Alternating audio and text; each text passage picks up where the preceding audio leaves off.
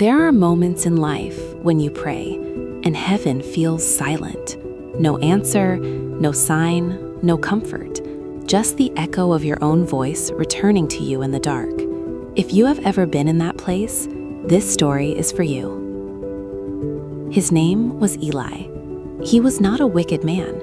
He was not a man who had forgotten God. In fact, Eli had spent his whole life believing. He had prayed faithfully, served quietly, and trusted deeply.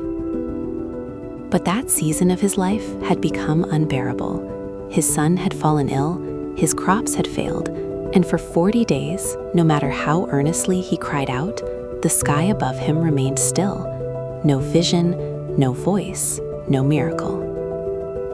So one evening, broken and exhausted, Eli walked out past the edge of the village and sat beneath an old olive tree, alone in the dark.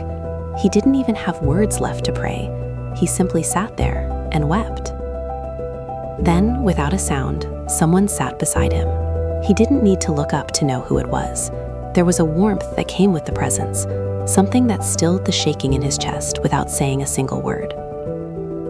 After a long silence, Eli finally whispered, "Lord, where have you been?" And Jesus looked at him with eyes full of sorrow and love and said quietly, "Eli, I have been here.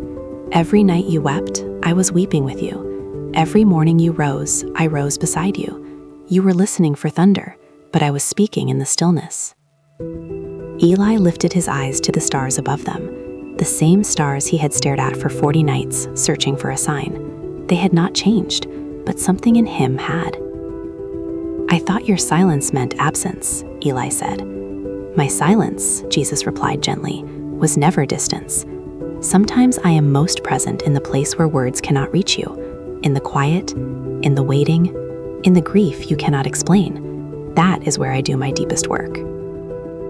Eli pressed his hands to the ground beneath the olive tree, the same ground that held roots unseen, growth unnoticed, life moving slowly in the dark. And for the first time in 40 days, he breathed. Friend, if you are in a season where God feels distant, where your prayers seem to rise and disappear into silence, hear this truth today. Silence is not absence. Stillness is not abandonment. The God who created the universe knows your name. He knows the weight you are carrying right now, and he has not looked away from you, not for a single moment. Sometimes he doesn't calm the storm immediately. Sometimes he simply sits beside you in it. And that is enough. The night Eli stopped asking why was the night he finally felt God close enough to touch.